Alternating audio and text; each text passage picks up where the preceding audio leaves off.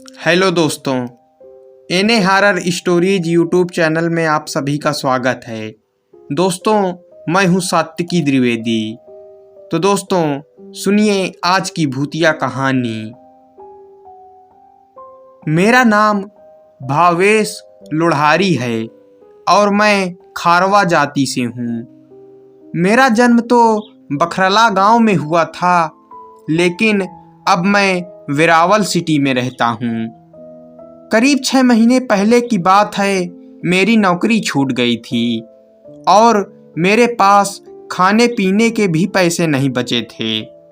हालत इतनी बुरी थी कि कई जगह से उधार लेकर खाने पीने का खर्चा चलाना पड़ रहा था।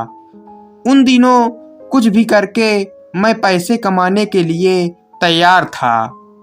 पैसों की तंगी की वजह से मैं इतना डिप्रेस्ड था कि सही गलत का फर्क भी भूल चुका था। अपनी उसी कंगाली के दौर में मैं एक बार मौत के मुंह में जा पहुंचा था। करीब 6 महीने पहले की बात है। मेरा पड़ोसी मनसूख मेरे घर आया। उसने मुझसे कहा कि यार, पैसे कमाने का एक आइडिया है। मैंने कुछ भी पूछे बिना मनसूख को हाँ बोल दिया।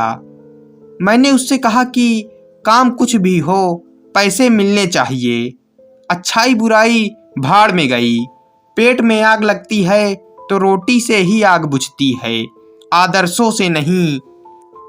मनसूख ने कहा कि आज रात 12 बजे तैयार रहना। 3 घंटे का काम है और 5,000 मिलेंगे, आधे तेरे और आधे मेरे। मैंने डील डन कर दी। उस रात मनसूख रिक्शा लेकर ठीक 11 बजे मेरे घर आ गया। मैं भी कुछ भी सोचे बिना उसके रिक्शा में सवार हो गया। मैंने देखा कि रिक्शा में फावड़ा, कुल्हाड़ी और अन्य खुदाई के औजार थे। मैंने हंसते हुए मनसूख को बोला कि भाई, किसी का खून करने तो नहीं जाना है ना। मनसूख बोला कि ना रे, चिंता मत कर, मैं हूं ना, कुछ लफड़ा नहीं होगा। थोड़ी ही देर में मनसूख ने रिक्शा एक कब्रिस्तान के पास रोक दिया। फिर मुझे कहा कि चल फावड़ा और कुल्हाड़ी ले ले, हमें अंदर जाना है। हम दोनों दीवार कूदकर अंदर गए। मुझे काफी डर लग रहा था। मनसूख एक ताजी दफन की हुई कब्र पर आकर रुक गया और मुझे बोलने लगा कि इसे खोदना है। उसकी बात सुनकर मेरे तो होश उड़ गए। मैं भागकर कब्रिस्तान से बाहर आ गया। रिक्शे के पास खड़े होकर मनसूख ने समझाया कि सीधे काम के कोई एक दिन में 5,000 नहीं देता है। अगर तुझे ये काम नहीं करना है तो निकल यहाँ से, मैं किसी दूसरे को ढूंढ लूँगा। मैंने कुछ देर सोचा, फिर मुझे ख्याल आया कि वैसे भी जो मर चुका है वो तो मर ही चुका है। उसकी लाश का कौन क्या करेगा, उससे अब किसी को क्या फर्क पड़ेगा।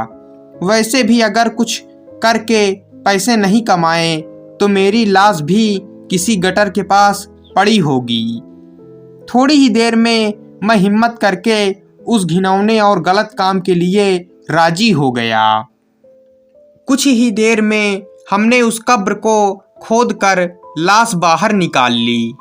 वो एक अधेड़ उम्र के औरत की ताजी लाश थी, जिसे शायद उसी दिन सुबह में दफनाया गया होगा।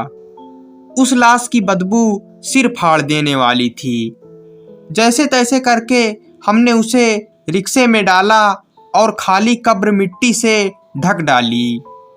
उसके बाद जल्दी से हम दोनों भागकर रिक्शे की ओर गए। रिक्शे के अंदर हमने देखा तो हमारी जान ही निकल गई। वहां रिक्शा से लाश गायब थी। ये अजीब घटना देखकर मेरे तो रोंगटे खड़े हो गए। मैंने मनसूख को बोला कि यार, भाग चलते हैं। मनसूख भी बोला कि हाँ यार, ये तो भूत प्रेत का मामला लगता है। हम दोनों फौरन उस जगह से भागने लगे। मनसूख ने रिक्शा चलाना शुरू कर दिया, लेकिन उसका रिक्शा बढ़ ही नहीं रहा था। अचानक हमारी नज़र कब्रिस्तान की ओर गई। हमने देखा कि वो मुर्दा औरत अपनी कब्र पर बैठी थी और हमारे ओर देखे जा रही थी। अंधेरे में साफ तो नहीं दिख रहा था, लेकिन हमें पक्का अंदाजा था कि वहाँ पर वही लाल कपड़ों वाली औरत थी जिसे हमने खोद कर निकाला था। एक लाश को इस तरह अपनी कब्र पर बैठा देखकर हम दोनों की सिट्टी पिट्टी गुल हो गई। हम दोनों रिक्शा छोड़कर वहाँ से भाग निकले और सुबह उजाला होते ही हम रिक्शा वहाँ से खींचकर वापस ले आए। उस दिन मैंने तो कसम खा ली कि भूख से मर जाऊंगा, लेकिन पैसों के लिए ऐसा खतरनाक और घिनौना काम नहीं करूंगा। तो दोस्तों, ये कहानी यहीं पर ख़त्म हो जाती है। कहानी पसंद आई हो तो वीडियो को लाइक, चैनल को सब्सक्राइब कर दीजिएगा। मिलते हैं अगली भूतिया कहानी में।